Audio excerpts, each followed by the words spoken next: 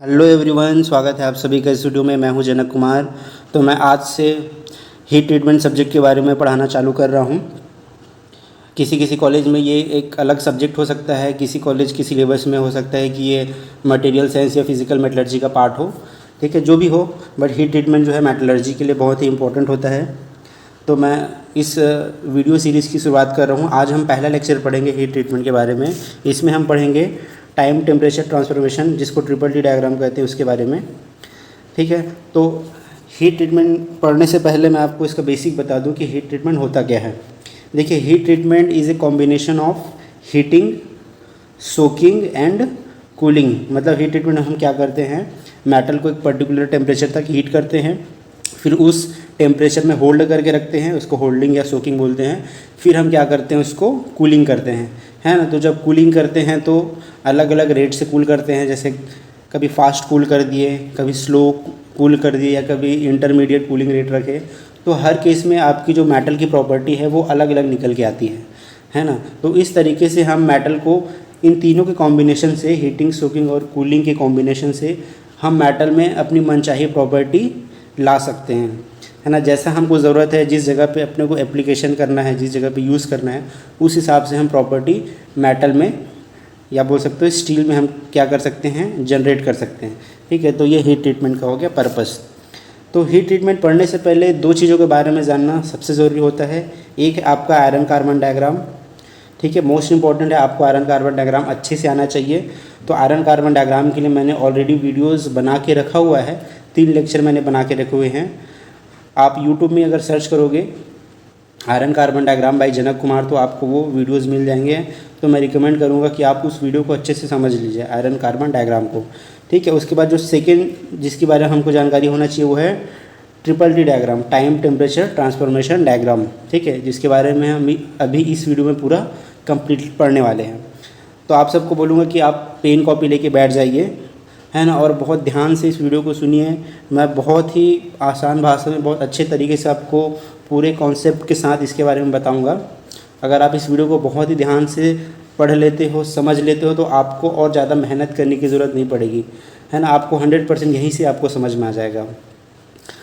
तो ये वीडियो थोड़ी हो सकती है लंबी चली जाए, क्योंकि मैं एक एक चीज़ों को पकड़ के चलता हूँ, हर चीज़ को बताते हुए चलता हूँ, ताकि आपका कॉन्सेप्ट जो है वो पूरा क्लियर हो जाए, है ना। नीचे से बताता हूँ ताकि आपको इस सब्जेक्ट का फ़ायदा दूसरे सब्जेक्ट को समझने में भी मिले, है ना। तो चलिए हम शुरू करते हैं इस वीडियो को। तो ये आयरन कार्बन डायग्राम है, इसका वीडियो आप देख लीजिएगा। अब हम आ जाते हैं टाइम टेम्परेचर ट्रांसफॉर्मेशन में।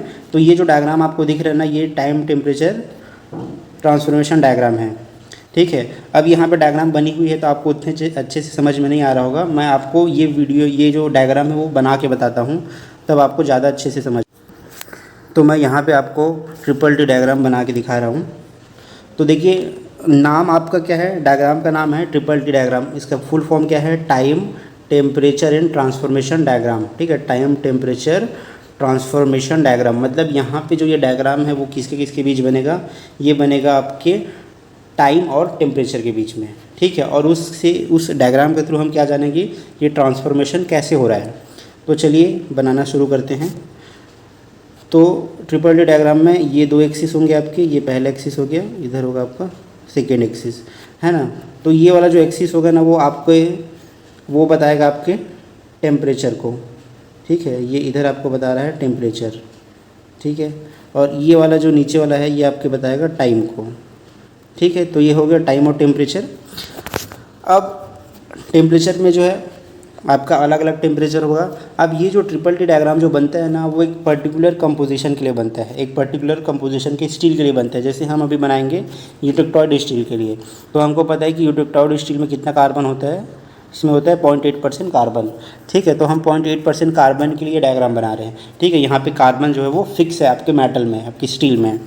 ठीक है, तो इसमें आप टेम्परेचर अलग अलग दे दो। यहाँ पे पहला टेम्परेचर है, मान लीजिए 800 है, फिर उसके नीचे 700 है। ठीक है, फिर उसके नीचे 600 है, फिर 500 है। ठीक है, फिर सीधा आ जाते हैं 200 में, है ना। बीच में और भी है, तो हम क्या है, जगह कम है इसलिए हम 500 से सीधा क्या बना रहा हूँ मैं, 200 बना रहा हूँ। तो तो ये क्या हो गया, इधर टेम्परेचर हो गया। अब इधर टाइम ले लीजिए, मान लीजिए इधर 1 सेकेंड, फिर ये 10 सेकेंड, फिर ये आपका मान लीजिए 100 सेकेंड, फिर ये 10⁻³ मतलब 1000 सेकेंड, 10⁻⁴ सेकेंड, और इस तरह से 10⁵ सेकेंड। तो ये नीचे क्या बता रहा है आपका, सेकेंड में लिखा है, 10, 100, 1000, 10,000 ऐसा है ना।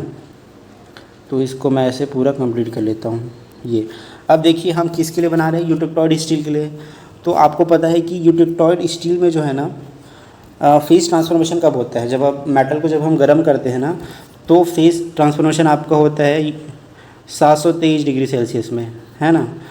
ठीक है, 723 डिग्री सेल्सियस में क्या होता है, ऑस्टेनाइट आपका कन्वर्ट होता है पारलाइट में, ठीक है, मतलब फेराइट और सीमेंटाइट में। तो 723 में मैं एक लाइन खींच लेता हूँ, ये मान लीजिए ये 723 की लाइन है,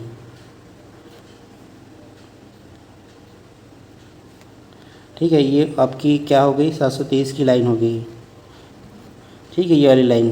तो ये जो कर्व है ना, ट्रिपल टी कर्व कैसे बनेगा, वो आपका ऐसे बनता है, ये 723 से लेके ऐसे ये कर्व जो है ऐसे जाएगा इस तरीके से, ठीक है। ये एक और लाइन आएगा ऐसे। अच्छा, यहाँ पे एक चीज़ आपको और बताना था, मैं आपको कंप्लीट कर ही देता हूँ। ये बताने से पहले हम यहाँ पे एक और लाइन बनाएंगे, मार्टेनसाइट की लाइन, ठीक है। ये वाली ऊपर की लाइन कितनी हो गई, 723 की लाइन हो गई, है ना। तो ये 723 वाली लाइन क्या बता रहा है, ट्रांसफॉर्मेशन की, मतलब इसके ऊपर आपका पूरा क्या है, ऑस्टेनाइट है, ठीक है। यही 200 के आसपास क्या होता है, एक और लाइन होता है ये ऐसे एक और लाइन होता है, इसको बोलते हैं martensite start line, MS temperature बोलते हैं, मार्टेनसाइट स्टार्ट लाइन, ठीक है। उसके नीचे लगभग 100 डिग्री के आसपास आपका होता है MF लाइन, इसको बोलते हैं मार्टेनसाइट फिनिश लाइन, ठीक है। ये 200 के आसपास रहेगा स्टार्ट पॉइंट, और फिनिश जो है 100 के आसपास रहेगा, है ना।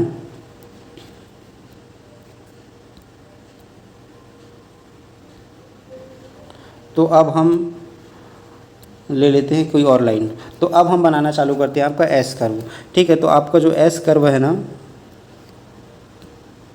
तो आपका जो S कर्व या triple T curve, sorry S curve बोलता हूँ, ट्रिपल टी कर्व आपका कैसे बनेगा, ये यहाँ से चालू होगा इस तरीके से, ठीक है, और ये 600-550 के आसपास ऐसे जाते हुए ऐसे ख़त्म होगा। फिर एक और लाइन ऐसे शुरू होगा, ये ऐसे जाते हुए ये ऐसे ख़त्म होगा, ठीक है। तो ये आपको क्या दिख रहा है, 2 लाइन मैंने बनाया अभी, है ना। तो ये C टाइप का बन रहा है लाइन, तो इसलिए इसको C कर्व भी बोला जाता है, ठीक है। इसको क्या बोला जाता है, C कर्व भी बोला जाता है।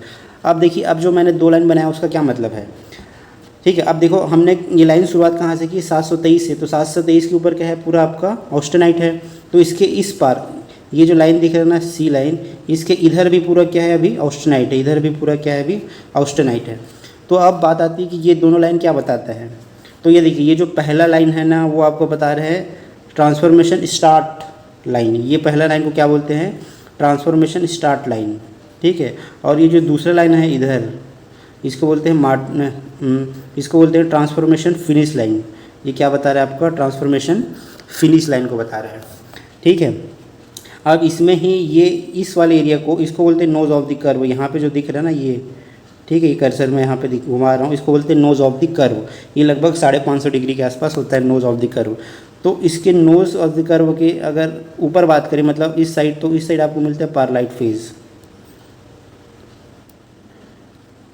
आपको पारलाइट फेज़ कहाँ मिलेगा, ऊपर इस तरह, इसके ऊपर आपको क्या मिलेगा, पारलाइट फेज़ इस लाइन के ऊपर, मतलब नोज ऑफ द कर्व के ऊपर। और इसके नीचे आपको क्या मिलेगा, बायनाइट फेज़, ठीक है। और ये जो MS के नीचे का आपको क्या फेज़ मिलेगा, यहाँ मिलेगा आपको मार्टेनसाइट फेज़।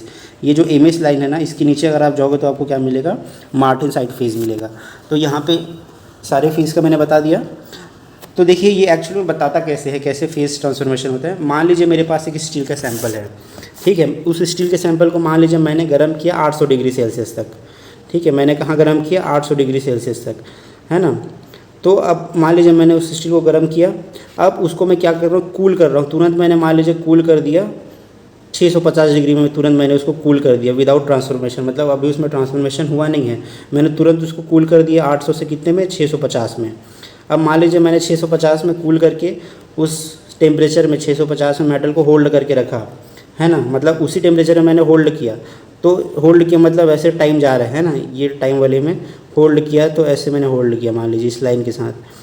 तो ये होल्ड किया मतलब इस पॉइंट पे, ये जो पहला लाइन को जो क्रॉस कर रहे हैं ना स्टार्ट लाइन को, तो उस टाइम पे ट्रांसफॉर्मेशन आपका चालू होगा। मतलब यहाँ पे देखो कितना सेकंड है, अगर इस कर्व में अगर आप नीचे जाओगे ना तो आपको मिलेगा 1 सेकंड। तो मान लीजिए क्या हो रहा है, ये क्या बता रहा है कि 1 सेकंड में ट्रांसफॉर्मेशन चालू हो गया है ना। कौन सा फेज़ बनना चालू हो गया आपका, पारलाइट। ऑस्टेनाइट से क्या फेज़ बनना चालू हो गया, पारलाइट फेज़। तो ये लाइन जहाँ पे कट कर रहा है वो स्टार्ट लाइन है, तो स्टार्ट को बता रहा है, ठीक है। और जैसे जैसे टाइम गया ट्रांसफॉर्मेशन उसमें होते गया, इसके बीच में ये जो इसको सी कर्व भी बोलते हैं, इस सी कर्व के बीच में एक और लाइन गया होता है, उसको 50% लाइन बोलते हैं, ठीक है। इसके बीचों बीच एक और होता है, इसको 50% बोलते हैं। तो ये इस पॉइंट पे इस टाइम पे लगभग 10 सेकंड में आपका क्या हो गया, 50% ट्रांसफॉर्मेशन कंप्लीट हो गया। और आगे बढ़ोगे तो 100 सेकंड में आपका क्या हुआ, इस लाइन को जैसे क्रॉस किया 100 सेकंड में आपका 100% ट्रांसफॉर्मेशन कंप्लीट हो गया। मतलब क्या हो रहा है, ये लाइन आपको क्या बता रहा है, यहाँ पे स्टार्ट हुआ और यहाँ पे क्या हुआ आपका ट्रांसफॉर्मेशन ख़त्म हुआ, ठीक है। तो ये आपको क्या बता रहा है कि ऑस्टेनाइट से कैसे पारलाइट बना और कितने टाइम पे बना, ये आपको बता रहा है, ठीक है। तो ये एस कर्व, सॉरी ये जो ट्रिपल टी कर्व, ये इसी के काम आ रहा है। मतलब ये आपको क्या बता रहा है कि किस टेम्परेचर में कौन सा फेज़ यहाँ पे आपको दिखेगा या कौन सा फेज़ बनेगा, ठीक है। और क्या जानकारी दे रहा है कि कितना टाइम लगेगा उस फेज़ को ट्रांसफॉर्म होने में। जैसे 650 में मैंने कूल किया और होल्ड करके रखा, तो कितना सेकेंड लगा मुझे या कितना टाइम लगा ट्रांसफॉर्मेशन स्टार्ट को और ट्रांसफॉर्मेशन फिनिश को, ठीक है। तो ये चीज़ें ये बताती है ट्रिपल टी कर्व, ठीक है। यहाँ पे आपको समझ में आ गया। तो चलिए वापस से हम चलते हैं पीडीएफ में।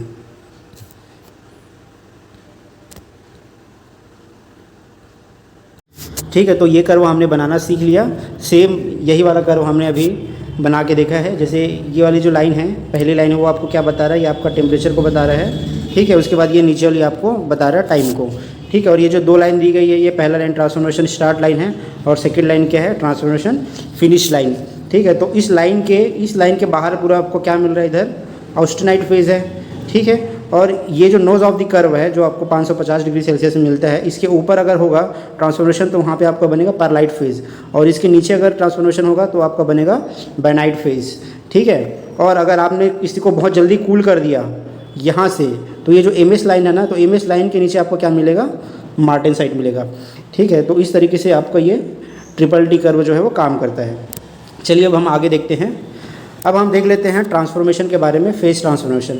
अब देखिए एक्चुअली में ये फेज़ ट्रांसफॉर्मेशन है क्या, ठीक है। तो फेज़ ट्रांसफॉर्मेशन में एक्चुअली में क्या होता है, आपका जो एटम है ना वो रीडिस्ट्रीब्यूट होता है, ठीक है। एटम्स क्या करता है, मूवमेंट करता है, उसके कारण आपका फेज़ ट्रांसफॉर्मेशन होता है ना। जैसे कि आपका मान लीजिए ऑस्टेनाइट फेज़ है, वो 723 डिग्री सेल्सियस में किस में कन्वर्ट हो जाता है, पारलाइट में कन्वर्ट हो जाता है, ठीक है। पारलाइट मतलब फेराइट और सीमेंटाइट के मिक्सचर में, है ना। तो देखिए ये जब फेज़ ट्रांसफॉर्मेशन होगा तो आपका जो कंपोजिशन है वो सैंपल का या मेटल का तो वही रहेगा, है ना। कंपोजिशन चेंज नहीं होगा, बस उसमें कार्बन का क्या होता है, रीडिस्ट्रीब्यूशन होता है ना। जैसे ऑस्टेनाइट में आपका कार्बन जो है वो सॉलिड सॉल्यूशन बनाता है FCC के साथ, है ना। और जब ये 723 के नीचे आता है तो क्या बना लेता है, कार्बन आपका FCC स्ट्रक्चर से बाहर निकल के सीमेंटाइट फेज़ बना लेता है, ठीक है। और सीमेंटाइट और बाकी बचा हुआ एरिया क्या बन जाता है आपका, फेराइट बन जाता है। तो इस तरीके से एक्चुअली में हो क्या रहा है, फेज़ ट्रांसफॉर्मेशन में कार्बन का रीडिस्ट्रीब्यूशन हो रहा है, ठीक है। तो फेज़ ट्रांसफॉर्मेशन में क्या होता है, एटम्स का रीडिस्ट्रीब्यूशन होता है। तो इसी एटम के रीडिस्ट्रीब्यूशन को बोला जाता है डिफ्यूजन, ठीक है, या मूवमेंट ऑफ एटम। जो एटम मूव करते हैं क्रिस्टल के अंदर उसको बोला जाता है डिफ्यूजन। तो ये जो डिफ्यूजन जो टर्म है ना वो बहुत ज़रूरी है फेज़ ट्रांसफॉर्मेशन के लिए, ठीक है। डिफ्यूजन होगा तब आपका क्या होगा, फेज़ ट्रांसफॉर्मेशन होगा। अब देखिए, अब ये जो फेज़ ट्रांसफॉर्मेशन होता है ना वो 2 स्टेप में होता है। पहला स्टेप होता है न्यूक्लिएशन, दूसरा स्टेप होता है ग्रोथ, ठीक है।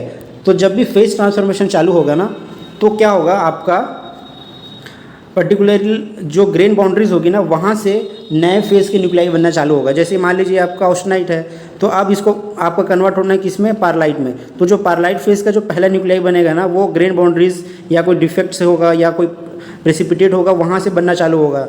नए फेज़ का न्यूक्लियाई बनेगा, बहुत छोटा सा न्यूक्लियाई बनता है, ठीक है। फिर यही न्यूक्लियाई क्या होता है, बाद में क्या करता है, ग्रो करता है। यही जो छोटे छोटे न्यूक्लियाई जो बना है वो फिर बाद में क्या करता है, ग्रो करता है। इस तरीके से क्या होता है, आपका फेज़ ट्रांसफॉर्मेशन होता है, ठीक है। जैसे हम लोग पहले छोटे थे, अब हम लोग धीरे धीरे क्या हो रहे हैं, बड़े हो रहे हैं। वैसे ही क्या होता है, जब फेज़ ट्रांसफॉर्मेशन होता है तो एक न्यूक्लियाई बनता है नए फेज़ का, वही न्यूक्लियाई फिर क्या करता है, ग्रो करता है, ठीक है। अब ये जो न्यूक्लिएशन और ग्रोथ वाला जो कॉन्सेप्ट है ना, ये कॉन्सेप्ट आपका सॉलिडिफिकेशन में भी काम आता है। सॉलिडिफिकेशन में भी सेम होता है, न्यूक्लियाई बनता है, फिर वो क्या करता है, सॉलिड का पहले न्यूक्लियाई बनता है, फिर वो ग्रो करता है, ठीक है। और फेज सेम चीज़, वो जो कॉन्सेप्ट है ना, वो सॉलिड टू सॉलिड ट्रांसफॉर्मेशन में भी काम आता है, ठीक है, जब सॉलिड के अंदर ट्रांसफॉर्मेशन होता है। तो ये पूरा यहाँ पे सॉलिडिफिकेशन का दिया हुआ है, तो इसमें हम अभी नहीं जाएंगे, हम सीधा सॉलिड का ट्रांसफॉर्मेशन देखेंगे, ठीक है। अब देखिए, अब आगे बढ़ने से पहले एक बहुत इंपॉर्टेंट चीज़ आपको मैं बता दूं यहाँ पे, कि 2 स्टेप में मैंने बताया क्या होता है, एक होता है न्यूक्लिएशन, फिर उसके बाद सेकेंड स्टेप क्या होता है, ग्रोथ, ठीक है। तो आगे बढ़ने से पहले एक और टर्म है, इसको बोलते हैं हम सुपर कूलिंग या अंडर कूलिंग, इसके बारे में जान लेते हैं। सुपर कूलिंग या फिर अंडर कूलिंग, ये क्या होता है देखिए। अब हमको ये पता है कि ऑस्टेनाइट है, ऑस्टेनाइट फेज़ है ना, मान लीजिए यूट्रोटॉरस स्टेट में जो ऑस्टेनाइट फेज़ है वो 723 डिग्री सेल्सियस में क्या होता है, परलाइट में कन्वर्ट हो जाता है, ठीक है। तो 723 डिग्री क्या है, ट्रांसफॉर्मेशन टेम्परेचर है, ठीक है। अब फॉर एग्जांपल मैंने मान लीजिए मेटल स्टील को गर्म किया 800 में और उसको कूल कर दिया जल्दी से, कब तक, 600 डिग्री सेल्सियस में तुरंत मैंने क्या कर दिया, कूल कर दिया, ठीक है, जल्दी कूल किया। तो यहाँ पे क्या होगा, आपका ऑस्टेनाइट फेज़ बना रहेगा, है ना, फेज़ ट्रांसफॉर्मेशन अभी चालू नहीं हुआ है क्योंकि आपने जल्दी से कूल कर दिया, है ना। लेकिन ट्रांसफॉर्मेशन टेम्परेचर कितना था, 723 था, ठीक है, लेकिन मैंने टेम्परेचर कितना डाउन कर दिया, 600 कर दिया, ठीक है। विदाउट ट्रांसफॉर्मेशन मैंने 600 डिग्री सेल्सियस टेम्परेचर को डाउन कर दिया।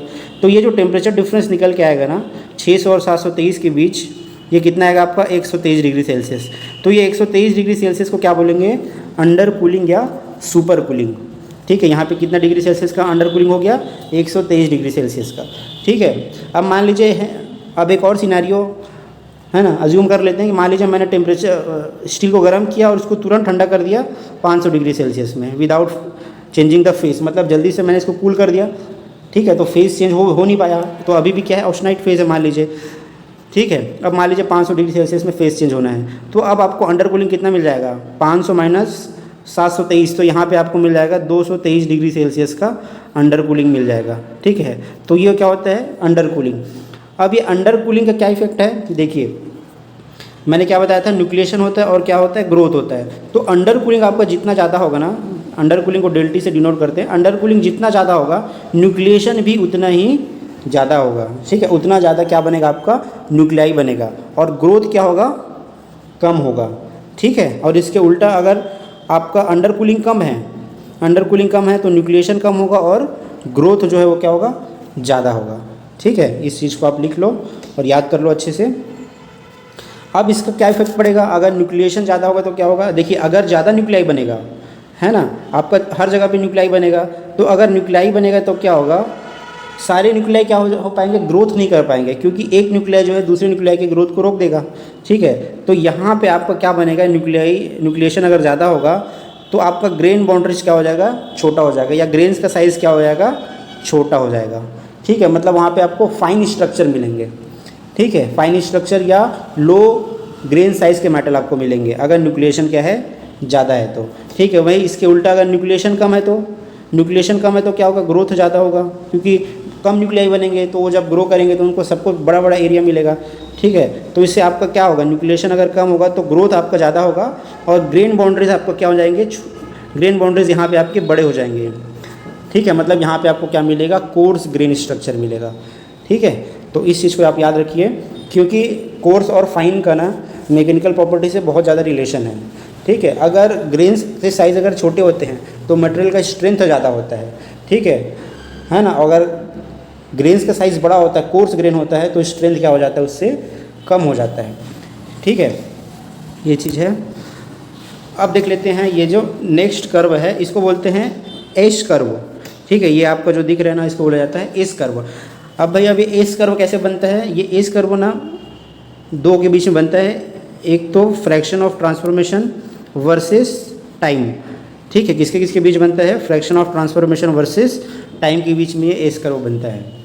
अब ये एस कर्व आपको क्या बताता है, एस कर्व आपको बताता है कि ट्रांसफॉर्मेशन शुरू होने में और ख़त्म होने में कितना टाइम आपको लगेगा, ठीक है। ट्रांसफॉर्मेशन शुरू होने में और ख़त्म होने में कितना टाइम आपको लगेगा, ठीक है। तो जो एस कर्व बनता है ना, वो एक फिक्स्ड टेम्परेचर के लिए बनता है। जैसे मान लीजिए ये जो कर्व है वो 675 डिग्री सेल्सियस के लिए बना है, तो ये 675 डिग्री सेल्सियस के लिए एक कर्व फिक्स रहेगा, है ना, ये फिक्स टेम्परेचर के लिए बनता है। अब जैसे इस कर्व में एक एग्जांपल ले लो, जैसे इस पॉइंट को अज्यूम करो अभी 0 पॉइंट को, तो 0 पॉइंट में क्या है, अभी टाइम 0 है और ट्रांसफॉर्मेशन भी 0 है, ठीक है।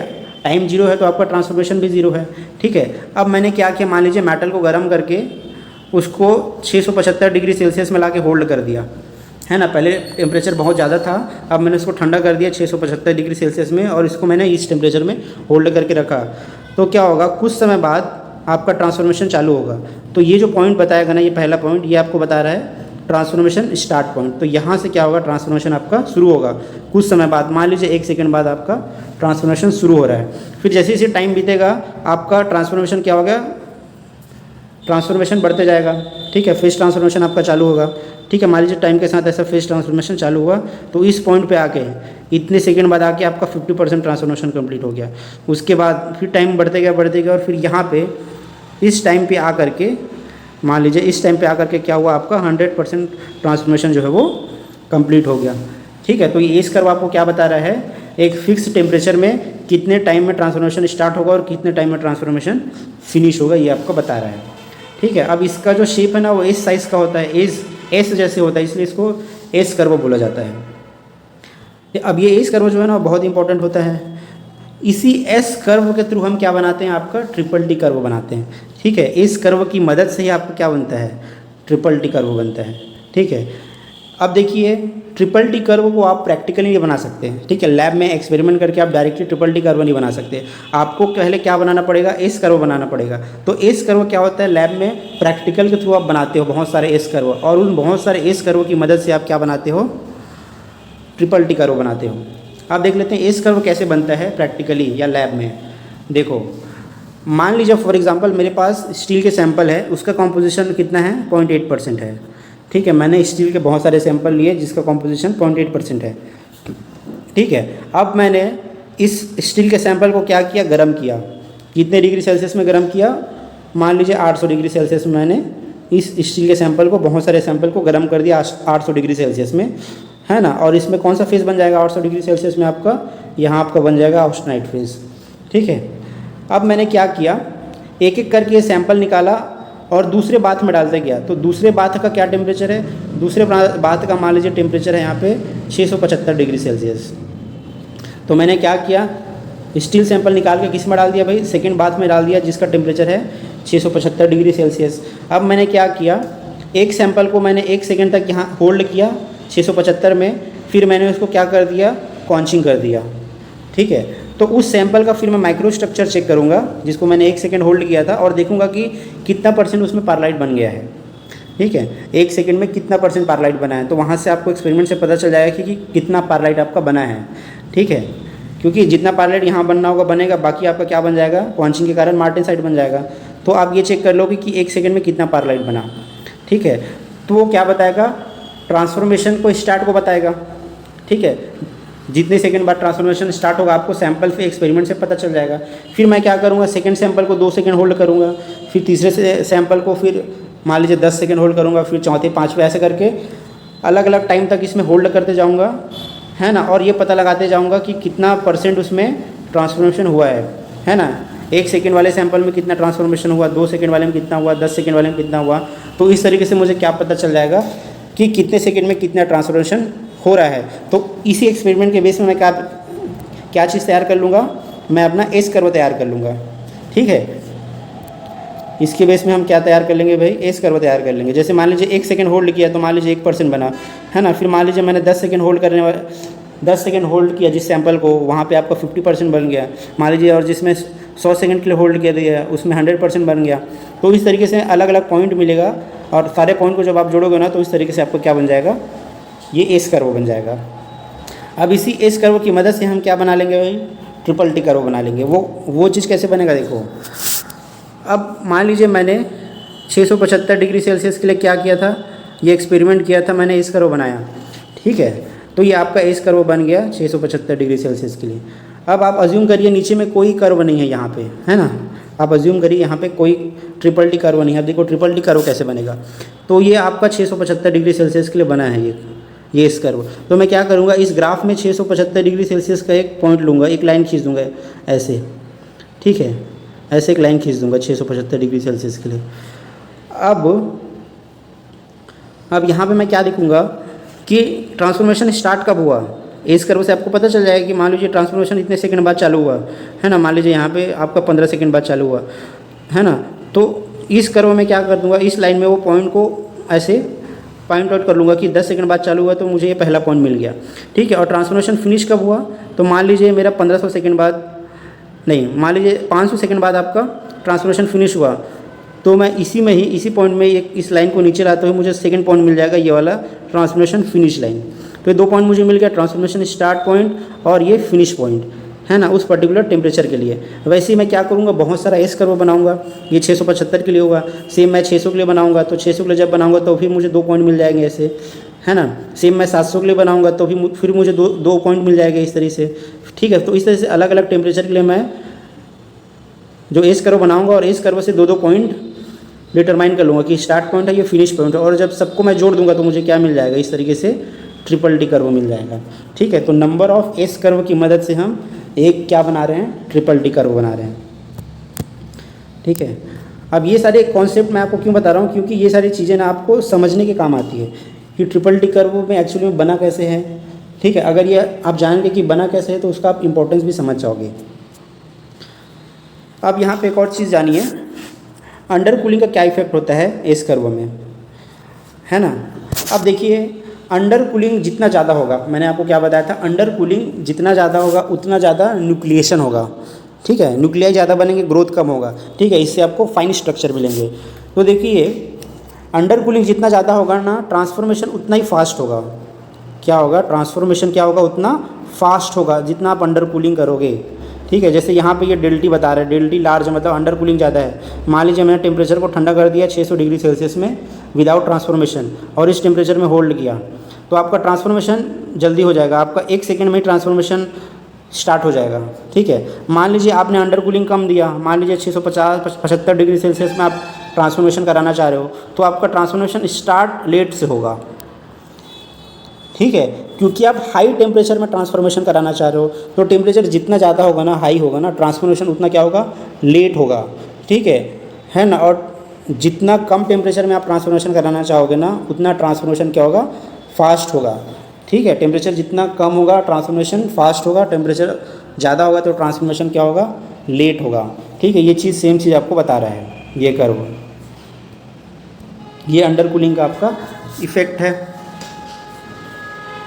अब देख लेते हैं नेक्स्ट। अब यहाँ पे ट्रिपल डी कर्व के बारे में वही सारी चीज़ें बताई गई है जो भी मैंने बताया, ठीक है। आप इसको नोट डाउन कर सकते हो। पहला पॉइंट क्या बोल रहा है कि family of S curve at different temperature are used to construct triple D diagram. तो ये चीज़ है, मैंने अभी बताया कि बहुत सारे एस कर्व की मदद से हम ट्रिपल डी कर्व बनाते हैं। दूसरा क्या बोल रहा है कि the triple D diagram are for the isothermal transformation. तो ट्रिपल डी कर्व आपको क्या बता रहा है भाई, आइसोथर्मल ट्रांसफॉर्मेशन कोई बता रहा है ना। जैसे मैंने बार बार बताया था ना कि हम उस टेम्परेचर में जाके होल्ड कर रहे हैं, तो वो क्या है, आइसोथर्मल है। तो आइसोथर्मल ट्रांसफॉर्मेशन के बारे में बताता है, ठीक है। और क्या बोल रहा है, at low temperature transformation occur sooner. वही चीज़ बता रहा है कि अगर टेम्परेचर कम होगा तो ट्रांसफॉर्मेशन सूनर होगा, मतलब जल्दी हो जाएगा, ठीक है ना। तो टेम्परेचर कम होता है तो क्या होता है, आपका डिफ्यूजन कम होता है, टेम्परेचर कम होता है तो डिफ्यूजन कम होता है, न्यूक्लिएशन ज़्यादा होता है। इस तरीके से हमको क्या मिलता है, फाइन स्ट्रक्चर मिलता है, या बोल सकते हो फाइन पारलाइट मिलेगा। जो भी फेज बनेगा फाइन बनेगा, ठीक है। अगर टेम्परेचर हाई होगा तो डिफ्यूजन रेट ज़्यादा होगा, वहाँ पे न्यूक्लिएशन कम, ग्रोथ ज़्यादा हो जाएगा, तो वहाँ पे आपको कोर्स पारलाइट मिलेगा, ठीक है ना।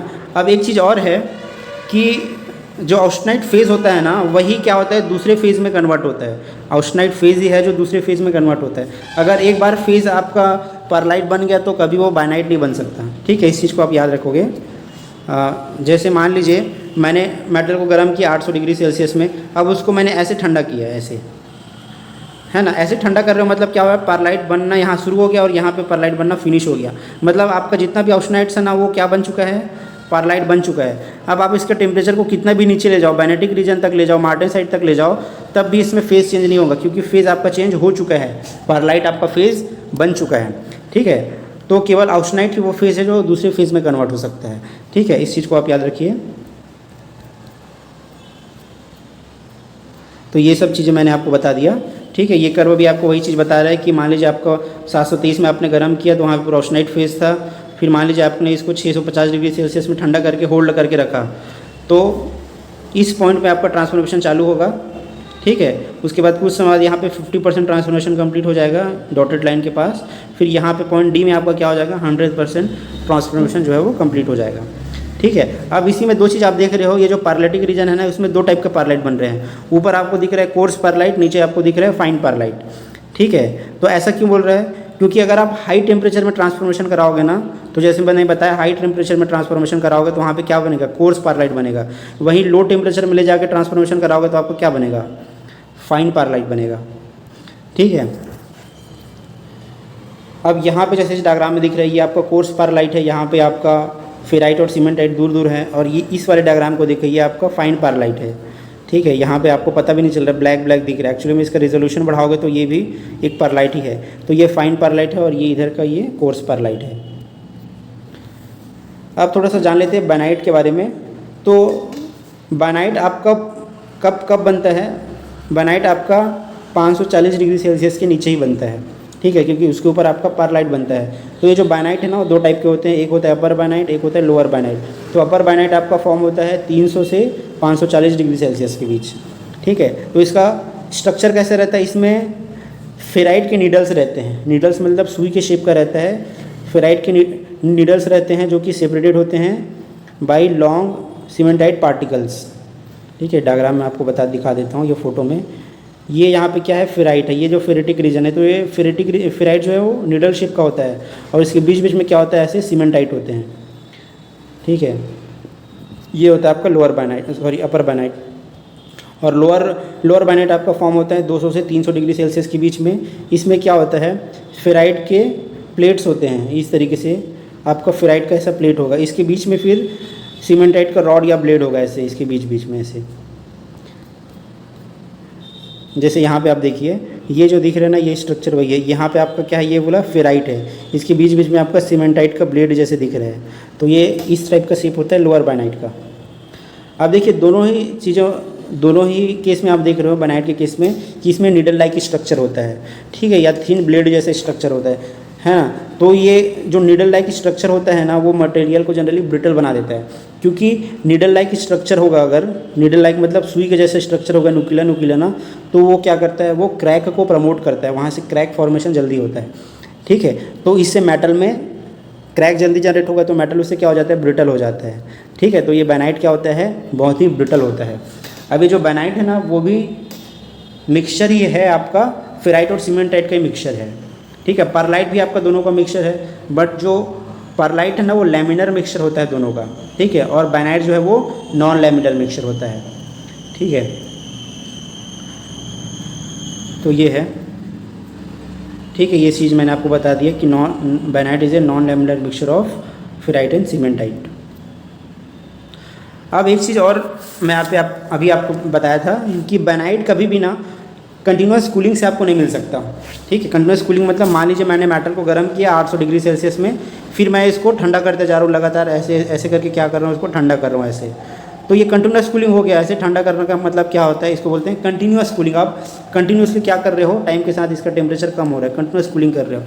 तो कंटिन्यूस कूलिंग से कभी भी बायनाइट नहीं बन सकता, क्योंकि कंटिन्यूस कूलिंग करोगे तो आपको क्या बनता है, पारलाइट बन जाता है। फिर एक बार पारलाइट बन गया तो वो बायनाइट कभी नहीं बनता है, ठीक है। तो अगर आपको बायनाइट बनाना है तो क्या करना पड़ेगा, टेम्परेचर को तुरंत डाउन करना पड़ेगा ऐसे, और नोज ऑफ द कर्व को बिना टच किए हुए आपको ऐसे इसको कूल करना है, फास्ट कूल करना है। जब फास्ट कूल करोगे और नोज ऑफ द कर्व के नीचे आ जाएगा टेम्परेचर, ठीक है, फिर आप इसको क्या करोगे, होल्ड करके रखोगे एक पर्टिकुलर टेम्परेचर में ऐसे, तब आपका क्या बनेगा, आपका बायनाइट स्ट्रक्चर बनेगा, ठीक है। तो अगर आप हाई टेम्परेचर में से होल्ड करके रखते हो तो वहाँ पे आपको अपर बायनाइट मिलता है। अगर आप लो टेम्परेचर में ले जाके होल्ड करते हो तो आपको क्या मिलता है, लोअर बायनाइट मिलता है, ठीक है। तो याद रखना, कंटिन्यूस कूलिंग से कभी भी बायनाइट नहीं बन सकता, है ना। ये एग्ज़ाम में, कॉम्पिटिटिव एग्ज़ाम वगैरह में पूछा जाता है। अब हम लोग बात कर लेते हैं मार्टेनसाइट के बारे में, ठीक है। तो मार्टेनसाइट का आपको मैंने ट्रिपल टी कर्व में बताया था कि नीचे साइड होता है आपका मार्टेनसाइट, ठीक है। ये आपका क्या है, मार्टेनसाइट स्टार्ट टेम्परेचर है, ये वाला स्टार्ट टेम्परेचर है, और इधर वाला आपका फिनिश टेम्परेचर है, ठीक है। तो मार्टेनसाइट देखिए कैसे बनता है। तो अगर आपको मार्टेनसाइट बनाना है ना, तो मेटल को बहुत जल्दी कूल करना पड़ेगा, इतना फास्ट कूल करना पड़ेगा कि ये नोज़ ऑफ द कर्व को बिना पार किए हुए ये मेटल कूल हो, है ना। मतलब आप कैसे कूल कर रहे हो, फास्ट कूल कर रहे हो, मतलब 10 सेकंड के अंदर ही आप टेम्परेचर को क्या कर रहे हो भाई, 800 डिग्री सेल्सियस से 200 डिग्री सेल्सियस डाउन कर रहे हो। कितने में, 10 सेकंड में ही। मतलब 800 से 200 मतलब 600 डिग्री सेल्सियस आप टेम्परेचर डाउन कर रहे हो विद इन दी 10 सेकेंड, ठीक है। मतलब 60 डिग्री सेल्सियस पर सेकेंड का कूलिंग स्पीड है आपका, ठीक है।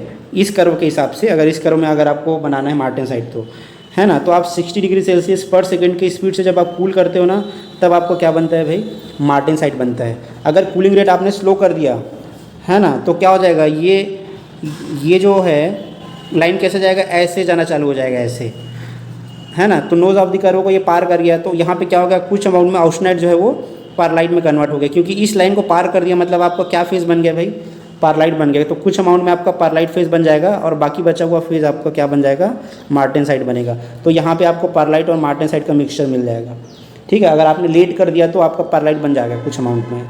तो आपको फास्ट कूल करना है, इतना फास्ट करना है कि ये जो नोज़ ऑफ द कर्व है ना, उसको बिना टच करते हुए टेम्परेचर कूल हो जाए। और जैसे ही आपका टेम्परेचर, ये एमएच टेम्परेचर है ना, एम स्टार्ट टेम्परेचर, इसको पार करता है, वैसे ही आपका मार्टेनसाइट बनना चालू हो जाता है, ठीक है। फिर और आप जब कूल करोगे तो ये पूरा का पूरा ऑस्टेनाइट आपका मार्टेनसाइट फेज़ में कन्वर्ट हो जाता है, ठीक है। तो इस तरह से बनता है मार्टेनसाइट फेज़। तो आपको जल्दी कूल करना पड़ता है उसके लिए।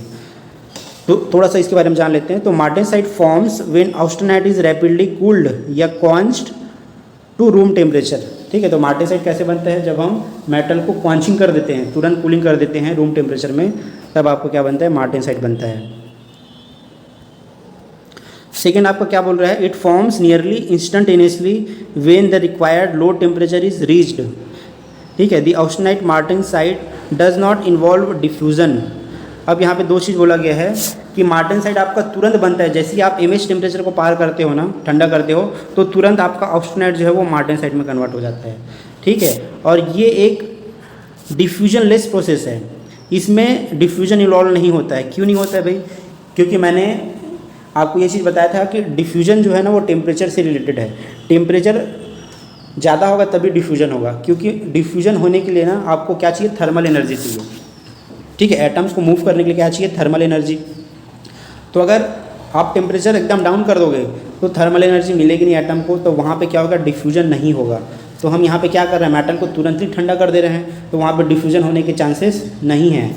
तो ये जो ट्रांसफॉर्मेशन होता है ना, ऑस्टेनाइट टू मार्टेनसाइट, इसको डिफ्यूजन लेस ट्रांसफॉर्मेशन भी बोलते हैं, ठीक है, क्योंकि यहाँ पे कोई डिफ्यूजन नहीं होता है। इसके अलावा इसको ए थर्मल ट्रांसफॉर्मेशन भी बोला जाता है, ठीक है। इसमें कोई थर्मल एक्टिवेशन की ज़रूरत नहीं पड़ती है, इसलिए इसको क्या बोलते हैं, ए थर्मल ट्रांसफॉर्मेशन। इसके अलावा और क्या बोलते हैं, डिफ्यूजन लेस प्रोसेस या डिफ्यूजन लेस ट्रांसफॉर्मेशन, ये भी इसका नाम है, ठीक है। तो इसमें क्या होता है भाई, एटॉमिक लेवल में क्या होता है, देखो पहले आपका ऑस्टेनाइट फेज़ रहेगा, जो क्या रहेगा, एफसीसी स्ट्रक्चर रहेगा। तो जैसे ही आप क्विकली ठंडा कर देते हो तुरंत ना, थोड़ा सा क्या होता है, कार्बन जो है ना, कार्बन जो है थोड़ा सा मूव करता है या कार्बन एटम्स के बीच में फंस जाता है, तो ये कौन सा स्ट्रक्चर बना लेता है भाई, बीसीटी स्ट्रक्चर बना लेता है, ठीक है। एफसीसी, ऑस्टेनाइट का क्या स्ट्रक्चर है, एफसीसी, और मार्टेनसाइट का क्या है, बीसीटी। तो ये एफसीसी से क्या बन जाता है भाई, बीसीटी स्ट्रक्चर बन जाता है। बीसीटी मतलब बॉडी सेंटर टेट्रागोनल। तो इसका जो है ना, एक जो वो हाइट है वो ज़्यादा हो जाता है। देखो बीसीसी और बीसीटी में क्या अंतर है, केवल एक ही अंतर है कि इसका जो हाइट है वो ज़्यादा हो जाता है। बीसीसी मतलब वो क्यूबिक स्ट्रक्चर है ना, लंबाई चौड़ाई ऊंचाई उसकी बराबर है, लेकिन क्यूबिक में क्या होता है, उसका एक जो है ना, उसका हाइट बड़ा हो जाता है ऐसे, ठीक है। बीसीटी स्ट्रक्चर में ये हाइट बड़ा क्यों होता है भाई, क्योंकि ये दो एटम के बीच में ना, ये दो एटम के बीच में कार्बन एटम फंस जाता है, ठीक है। यहाँ पे क्या हो रहा है, ये दो ऊपर के आयरन एटम के बीच में ऐसा कार्बन का एटम फंस जाता है, तो ये इस हाइट को बढ़ा देता है। तो हाइट बढ़ने के कारण ये क्या बन जाता है, टेट्रागोनल बन जाता है, ठीक है, बीसीटी स्ट्रक्चर बन जाता है ये। फिर क्या होता है, मार्टेनसाइट जो है ना, एक मेटास्टेबल फेज़ है, याद रखना। मेटास्टेबल का मतलब है कि वो स्टेबल नहीं है, मतलब अगर आप उसको हीट करोगे ना, मार्टेनसाइट को अगर फिर से आप हीट कर दोगे हाई टेम्परेचर में, तो मार्टेनसाइट ना वापस से आपका फेराइट और सीमेंटाइट में कन्वर्ट हो जाएगा, ठीक है, क्योंकि वो स्टेबल फेज़ नहीं होता है। लेकिन अगर आप उसको हीट नहीं करते हो, मार्टेनसाइट को अगर हीट नहीं करते हो, मेटल रूम टेम्परेचर में ही रहता है, तो मार्टेनसाइट ही बना रहेगा हमेशा के लिए, ठीक है। जब तक आप उसको गर्म नहीं करोगे ना तब तक उसमें मार्टेनसाइट फेज रहेगा। अगर उसमें गर्म कर दिए मार्टेनसाइट को तो वापस से वो फेराइट और सीमेंटाइट में कन्वर्ट हो जाता है, ठीक है। अब ये जो मार्टेनसाइट है ना वो एक मेटास्टेबल नॉन इक्विलिब्रियम फेज़ है, इसलिए आपको ये आयरन कार्बन डायग्राम में नहीं दिखाई देगा, ठीक है, क्योंकि आयरन कार्बन जो डायग्राम है वो इक्विलिब्रियम डायग्राम है, ठीक है। और ये जो है वो मेटास्टेबल फेज़ है, तो इसलिए आपको आयरन कार्बन डायग्राम में नहीं दिखाई देगा, ये केवल आपको ट्रिपल डी डायग्राम में ही दिखेगा, ठीक है। तो यहाँ पे आप लोगों को आई होप कि ये सब ट्रिपल डी कर्व समझ में आ गया होगा। अब ये जो मार्टेनसाइट का ये स्ट्रक्चर यहाँ पे दिख रहा है, ये भी इसका भी निडल लाइक स्ट्रक्चर होता है। देखो यहाँ पे एकदम न्यूक्लियर स्ट्रक्चर दिख रहा है हर जगह पे, न्यूक्लियर शेप का। तो ये न्यूक्लियर शेप ही क्या होता है, ब्रिटलनेस को क्या करता है, प्रमोट करता है, क्रैक जनरेट करता है। इसलिए मार्टेनसाइट फेज क्या होता है, बहुत ही हार्ड होता है, लेकिन ये बहुत ही ब्रिटल भी होता है। अब मार्टेनसाइट ट्रांसफॉर्मेशन के बारे में और कुछ जान लीजिए। पहला पॉइंट है occurs by non diffusion process, मैंने जैसे बताया ये डिफ्यूजनलेस प्रोसेस है। दूसरा है transformation occurs very extremely fast, occurs extremely fast that is at the speed of sound. तो स्पीड ऑफ साउंड के है ना, स्पीड ऑफ साउंड इतने स्पीड से जो है ना ट्रांसफॉर्मेशन कंप्लीट होता है। ऑक्सनाइट से मार्टेनसाइट इतना फास्ट स्पीड से ये ट्रांसफॉर्मेशन होता है, ठीक है। Transformation occur at low temperature well below the eutectoid temperature. तो जैसे आपने देखा ना 200 डिग्री सेल्सियस के आसपास आपका मार्टेनसाइट बनता है, तो बहुत कम टेम्परेचर में बनता है ये, ठीक है। ये transformation only function of temperature है, ये खाली टेम्परेचर पे डिपेंड करता है ये ट्रांसफॉर्मेशन, ठीक है। तो मार्टेनसाइट क्या होता है, बहुत ही हार्ड एंड ब्रिटल होता है। मार्टेनसाइट क्या होता है, बहुत ही हार्ड और ब्रिटल होता है, ठीक है। इसलिए ये यूज़फुल नहीं होता है किसी भी एप्लीकेशन के लिए, क्योंकि मेटल इतना ब्रिटल हो जाता है कि कहीं भी आप उसको उपयोग में लाओगे ना तो मेटल तुरंत टूट जाएगा, ठीक है। इसलिए डायरेक्टली हम इसको मार्टेनसाइट बना के यूज़ नहीं करते, उसका क्या करना पड़ता है, टेम्परिंग करना पड़ता है। मेटल को जब हम कॉन्चिंग करते हैं तो मार्टेनसाइट बनता है ना, ये ब्रिटल हो जाता है, तो हमको क्या करना पड़ता है भाई, उसके बाद टेम्परिंग भी करना पड़ता है और थोड़ा सा मेटल को और थोड़ा से टेम्परेचर में गर्म करना पड़ता है। इससे क्या होता है, ब्रिटलनेस इसका दूर हो जाता है मार्टेनसाइट का, ठीक है। अब यहाँ पे कुछ ये कर्व आपको बता रहा है कि मार्टेनसाइट स्टार्ट टेम्परेचर और फिनिश टेम्परेचर में कार्बन का क्या इफेक्ट है ना। ये आपको कर्व बता रहा है एमएस टेम्परेचर को, ये आपको बता रहा है कार्बन कंपोजिशन को। तो यहाँ पे देख रहे होगे कि जैसे जैसे कार्बन बढ़ता है स्टील के अंदर, उसका एमएस टेम्परेचर क्या होता है, नीचे जाता है स्टार्ट टेम्परेचर। तो मेटल में जितना कार्बन होगा ना उतना उसका एमएस टेम्परेचर कम होगा, ठीक है। जैसे मान लीजिए पहले 200 डिग्री सेल्सियस था, अगर आपने टेम्परेचर कार्बन ज़्यादा डाल दिया तो इसका एमएस टेम्परेचर 100 डिग्री सेल्सियस में आ जाएगा। मतलब आपको अब 100 डिग्री तक कूल करना पड़ेगा मार्टेनसाइट बनाने के लिए, ठीक है। तो कार्बन जितना मिलाओगे उतना एमएस टेम्परेचर और एमएफ मार्टेनसाइट फिनिश टेम्परेचर दोनों क्या होता है, कम होता है। अब यहाँ पे ये सब लाइन आपको क्या बता रहा है भाई कि क्या क्या ट्रांसफॉर्मेशन होगा। जैसे मान लीजिए मैंने मेटल को गर्म किया 723 में और यहाँ पे ला के मैंने होल्ड कर दिया, है ना। तो यहाँ पे आपके क्या बनेगा, परलाइट फेज बनेगा, है ना। ज़्यादा ऊपर रहेगा टेम्परेचर तो कोस बनेगा, उसके नीचे रहेगा तो फाइन परलाइट बनेगा। मान लीजिए यहाँ पे लाके मैंने यहाँ पे होल्ड कर दिया तो यहाँ पे परलाइट और बाइनाइट दोनों बढ़ेगा। मान लीजिए फिर मैंने यहाँ लाके यहाँ पे होल्ड किया तो आपको 100% बाइनाइट मिलेगा, है ना। या मैंने टेम्परेचर को तुरंत कूल कर दिया, एकदम ठंडा कर दिया, तो यहाँ पे क्या बन जाएगा, आपका मार्टेनसाइट बन जाएगा। तो अब आपको समझ में आ गया होगा कि, है ना, कब ठंडा करेंगे, कितने, है ना, कितने टेम्परेचर में ठंडा करेंगे तो कौन सा फेज़ आपको मिलेगा।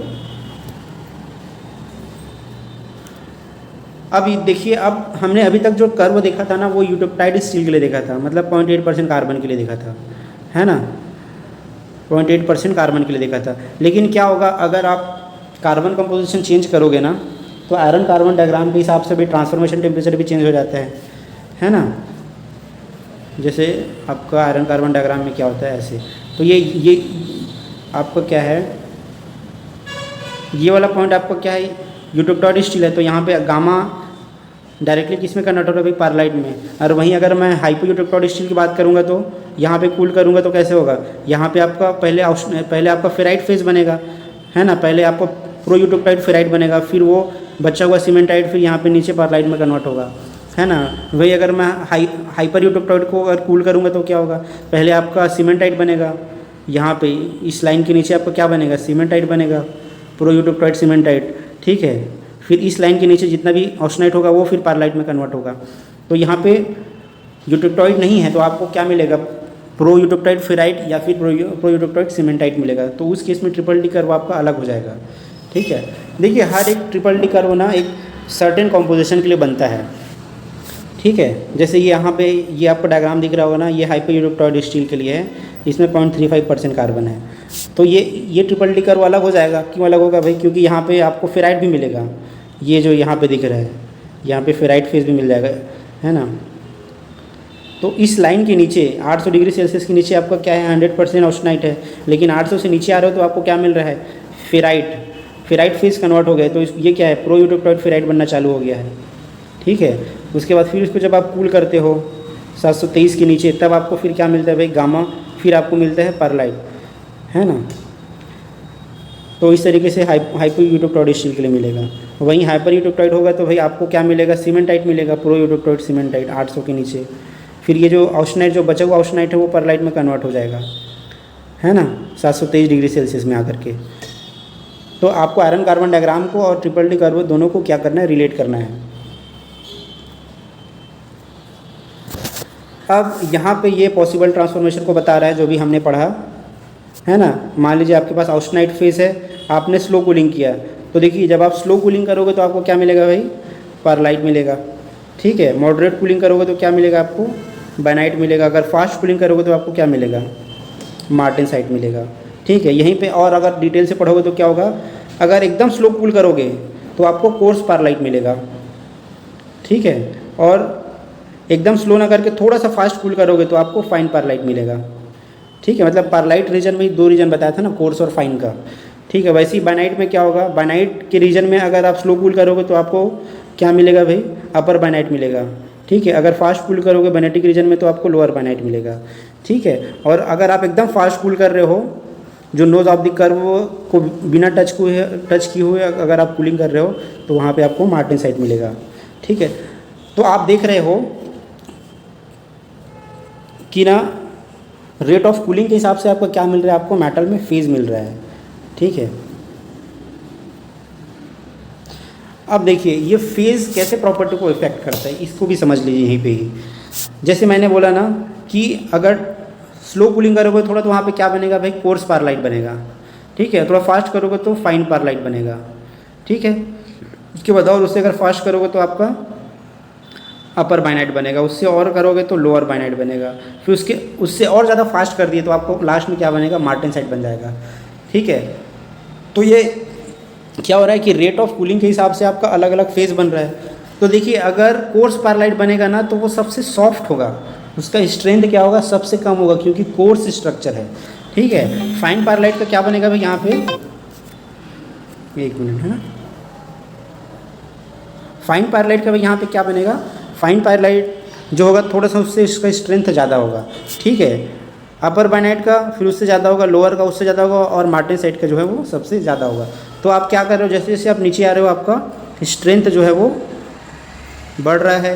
कोर्स परलाइट का सबसे कम स्ट्रेंथ है, मार्टेनसाइट का सबसे ज़्यादा स्ट्रेंथ है। ठीक है, और इसके उल्टा क्या होगा, डक्टिलिटी पे कोर्स परलाइट की डक्टिलिटी सबसे ज़्यादा होगी, मार्टेनसाइट की डक्टिलिटी सबसे कम होगी। ठीक है, तो यहाँ पे आप क्या चीज़ समझ रहे हो, जितना स्लो कूल कर रहे हो मेटल का स्ट्रेंथ जो है वो घट रहा है। स्लो कूल कर रहे हो तो स्ट्रेंथ घट रहा है, डक्टिलिटी बढ़ रहा है स्लो कूलिंग करने से। ठीक है, फास्ट कूलिंग करने से क्या हो रहा है, स्ट्रेंथ आपका बढ़ रहा है फास्ट कूलिंग करने से, लेकिन डक्टिलिटी जो है क्या हो जा रही है, कम हो जा रही है। ठीक है, तो इस तरीके से हम क्या कर रहे हैं, रेट ऑफ कूलिंग के हिसाब से फेज़ चेंज कर रहे हैं, और फेज़ चेंज के कारण आपका मनचाहा प्रॉपर्टी आपको मिल रहा है। ठीक है, अब इसमें देख लेते हैं आगे। ये जो है अब यहाँ पे ना ये हीट ट्रीटमेंट को बता रहा है, हीट ट्रीटमेंट प्रोसेस को कंपेयर कर रहा है। यहाँ पे देखिए ये जो पहला लाइन है ना, ये पहला लाइन आपको क्या बता रहा है भाई, फुल एनेलिंग के लिए बता रहा है। एनेलिंग में आपको पता है, एनेलिंग में हम क्या करते हैं, फर्नेस कूलिंग करते हैं, मतलब एकदम स्लो कूलिंग होता है। मेटल को हम फर्नेस में गर्म करते हैं, होल्ड करते हैं, फिर फर्नेस को ही ठंडा कर देते हैं। तो जब फर्नेस ठंडा होता है ना, तो फर्नेस के साथ साथ ही आपका मेटल ठंडा होता है, बहुत स्लो कूलिंग होता है। तो ये आपका ये लाइन क्या बता रहा है, आपको स्लो कूलिंग को बता रहा है ना। मतलब ये क्या बता रहा है, स्लो कूलिंग को धीरे धीरे आप ठंडा कर रहे हो, मतलब एनेलिंग प्रोसेस कर रहे हो। तो यहाँ पे आपको क्या मिल रहा है, कोर्स परलाइट। तो एनेलिंग से हमको क्या मिलता है, कोर्स परलाइट। इससे मेटल का स्ट्रेंथ कम होता है, डक्टिलिटी ज़्यादा हो जाती है। दूसरा प्रोसेस है नॉर्मलाइजिंग। नॉर्मलाइजिंग में आप क्या करते हो भाई, नॉर्मलाइजिंग में हम करते हैं एयर कूलिंग, मतलब मेटल को गर्म करते हैं, होल्ड करते हैं, फिर उसको फर्नेस से बाहर निकाल के छोड़ देते हैं, मतलब हवा में ठंडा होता है वो, इसको बोलते हैं नॉर्मलाइजिंग। तो जब हम नॉर्मलाइजिंग करते हैं ना, तो हमको क्या मिलता है भाई, फाइन पायरलाइट मिलता है, तो इससे इसका स्ट्रेंथ थोड़ा सा ज़्यादा होता है कोर्स के कंपेयर में, ठीक है, लेकिन डक्टिलिटी थोड़ी सी कम होती है। थर्ड यहाँ पे क्या बता रहा है, ये वाला आपको बता रहा है ऑयल कॉन्चिंग के बारे में। ऑयल कॉन्चिंग मतलब मैंने मेटल को गर्म किया, होल्ड किया, फिर ऑयल में जाके उसको डाल दिया, मतलब ऑयल कॉन्चिंग कर दिया, तो ये फास्ट कूलिंग हो गया। तो ऑयल कॉन्चिंग से आपको क्या मिल जा रहा है, मार्टेनसाइट प्लस परलाइट दोनों मिल जा रहा है। क्यों परलाइट बन जा रहा है, क्योंकि भाई ये नोज ऑफ द कर्व को पार नहीं कर पाया, नोज ऑफ द कर्व के अंदर से होके गया, तो जितना अंदर से होके गया ना इतना आपको क्या बन गया भाई, परलाइट बन गया, और जो बचा हुआ ऑस्टेनाइट है वो मार्टेनसाइट बन गया। तो वहाँ पे आपको मिक्सचर मिल गया मार्टेनसाइट और परलाइट का, ठीक है। मान लीजिए आपने वाटर कॉन्चिंग कर दिया, मतलब बहुत फास्ट कूलिंग कर दिया, तो फास्ट कूलिंग करोगे तो क्या होगा, आपको 100% मार्टेनसाइट मिल गया, मतलब बहुत ही हार्ड मेटल मिल गया आपको, ठीक है। डक्टिलिटी बहुत कम हो गई लेकिन हार्डनेस बहुत ज़्यादा मिल गया मेटल में। तो इस तरीके से जो है हीट ट्रीटमेंट काम करता है। अब ट्रिपल टी कर्व हमने देख लिया, थोड़ा सा सीसीटी कर्व भी देख लेते हैं, है ना, कंटिन्यूअस कूलिंग ट्रांसफॉर्मेशन कर्व। ये कुछ नहीं है, आपको बस इतना याद रखना है कि ये ट्रिपल टी कर्व और सीसीटी कर्व लगभग सेम है, थोड़ा बहुत अंतर है। अंतर पहला क्या है कि इसमें आपको बाइनाइट फेज नहीं मिलता है। देखो ये कर्व यहाँ पे आके ख़त्म हो गया, यहाँ से चालू हुआ फिर यहाँ पे आके आपका ख़त्म हो गया, ठीक है। यहाँ पे क्यों ख़त्म हुआ, क्योंकि मैंने अभी आपको बताया था कि कंटिन्यूअस कूलिंग से कभी भी आपको क्या नहीं मिल सकता, बाइनाइट फेज नहीं मिल सकता कंटिन्यूअस कूलिंग से, ठीक है। इसीलिए यहाँ पे बाइनाइट वाले को हटा दिया गया है, बाइनाइट वाले एरिया को इधर से ना पूरा हटा दिया गया है सीसीटी कर्व में, यहीं पे कर्व आपका ख़त्म हो गया है, ठीक है। दूसरा चीज़ क्या होता है, जब आप कंटिन्यूसली कूलिंग करते हो ना, तो ये देखो ये आपका ट्रिपल टी लाइन को बता रहा है, ये हरा कलर में जो है ना वो ये आपका ट्रिपल टी लाइन को बता रहा है, और ये जो बैंगनी कलर में है ये आपका सीसीटी कर्व को बता रहा है। तो मतलब ये बोल रहा है कि जब आप कंटिन्यूस कूलिंग करते हो ना तो ट्रांसफॉर्मेशन थोड़ा सा लेट होता है, ठीक है ना। अगर आप होल्ड करके कूलिंग करोगे तो ट्रांसफॉर्मेशन थोड़ा जल्दी होगा क्योंकि ये लाइन है, और अगर आप जब कंटिन्यूस कूलिंग करोगे ना तो ट्रांसफॉर्मेशन थोड़ा सा लेट होगा, ये क्योंकि ये लाइन है, ठीक है। इसको आप याद रखना, ठीक है। ये कंटिन्यूस कूलिंग कर रहे हो तो इतना टाइम लग रहा है आपका ट्रांसफॉर्मेशन शुरू होने में, है ना। अगर होल्ड करके कर रहे हो तो इतना टाइम लग रहा है, तो कंटिन्यूस कूलिंग में ट्रांसफॉर्मेशन थोड़ा सा लेट होता है, कुछ सेकंड लेट होता है, ठीक है। बस ये दो ही डिफरेंस है, बाकी कोई डिफरेंस नहीं है सीसीटी कर्व और ट्रिपल टी कर्व में, ठीक है। समझने के लिए दोनों चीज़ सेम है।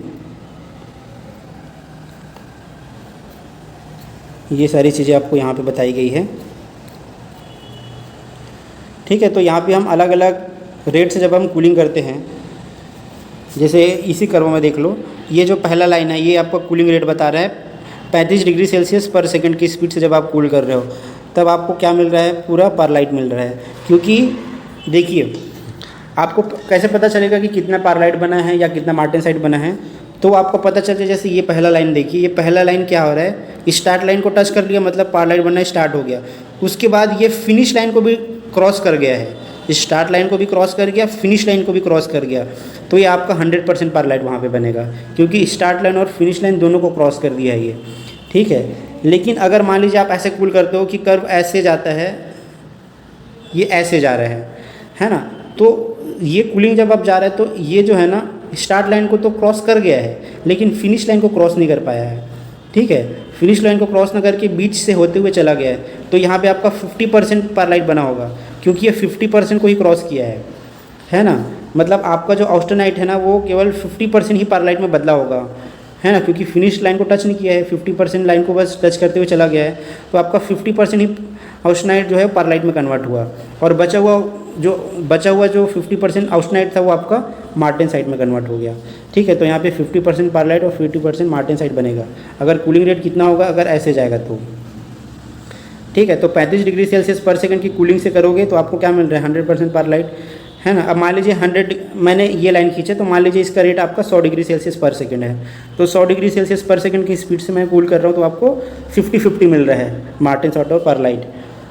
और मान लीजिए मैंने इस रेट से कूल किया, 140 डिग्री सेल्सियस पर सेकंड की रेट से कूल किया, तो एकदम नोज़ को एकदम से टच करते हुए जा रहा है, मतलब पार नहीं कर रहा है, एकदम से टच करते हुए जा रहा है, तो यहाँ पे आपको क्या मिलेगा, 100% मार्टेनसाइट, है ना। अगर 140 डिग्री सेल्सियस पर सेकंड की स्पीड से आप कूल करोगे तो यहाँ पे आपको 100% मार्टेनसाइट मिलेगा। अब एक चीज़ यहाँ पे और ध्यान दीजिए, ये जो लाइन है ना, ये जो कूलिंग रेट है वो एकदम नोज़ ऑफ द कर्व को एकदम टच करते हुए जा रहा है, तो इस रेट ऑफ कूलिंग को आप क्या बोल सकते हो, इस रेट ऑफ कूलिंग को आप क्रिटिकल कूलिंग रेट भी बोल सकते हो, है ना, ये जो 140 डिग्री सेल्सियस पर सेकेंड का जो रेट है ना, इसको आप और क्या बोल सकते हो, critical cooling rate. Critical cooling rate क्यों ऐसा बोल रहे हो आप, क्योंकि इससे अगर आप स्लो कूल कर दिए, क्रिटिकल कूलिंग रेट से अगर आप स्लो कूल कर दिए तो आपका पारलाइट बन जाएगा मेटल में, ठीक है, इससे स्लो कर दिए। अगर इससे फास्ट कूलिंग करते हो तो कोई प्रॉब्लम नहीं है भाई, इससे फास्ट कूलिंग करते हो तो वहाँ पे तो मार्टेसाइट बनेगा ही बनेगा 100%, ठीक है, लेकिन ये क्रिटिकल कूलिंग रेट से स्लो कर दिए तो आपका पारलाइट भी बन जाएगा, ठीक है। यहाँ पे इसका डेफिनेशन भी दिया गया है, for continuous cooling of a steel alloy there exist a critical cooling rate that represents the minimum rate of quenching that will produce a totally martensite structure. तो क्रिटिकल कूलिंग रेट का definition क्या है, minimum cooling rate या minimum quenching rate that will produce 100% martensite, ठीक है, मतलब 140 degree Celsius पर second की से कूलिंग करोगे तभी आपको मार्टेसाइट मिलेगा, इससे स्लो कर दिए तो 100% मार्टेसाइट नहीं मिलेगा। तो ये क्या हुआ, क्रिटिकल कूलिंग रेट हुआ।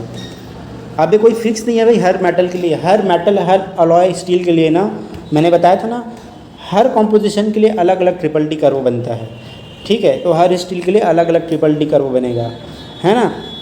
तो हर स्टील का अलग अलग क्रिटिकल कूलिंग रेट होगा, वो उसके कॉम्पोजिशन पे डिपेंड करता है, ठीक है।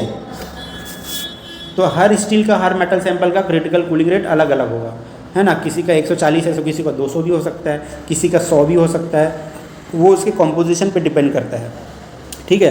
कौन कौन से फैक्टर अफेक्ट करते हैं ट्रिपल डी कर्व को हम आगे पढ़ेंगे, बस आप यही क्रिटिकल कूलिंग रेट को थोड़ा सा समझ लीजिए, ठीक है।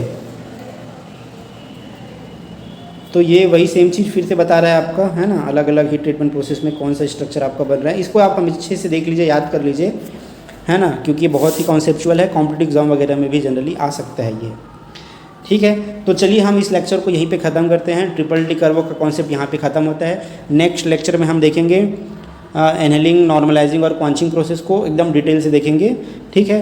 तो उसको जब हम समझेंगे ना, तो आपको ये वाला कॉन्सेप्ट, ट्रिपल डी कर्व का कॉन्सेप्ट आपको याद होना चाहिए, ठीक है। तो चलिए इस वीडियो को हम यहीं पे एंड करते हैं, मिलते हैं नेक्स्ट वीडियो में। Okay, thank you so much.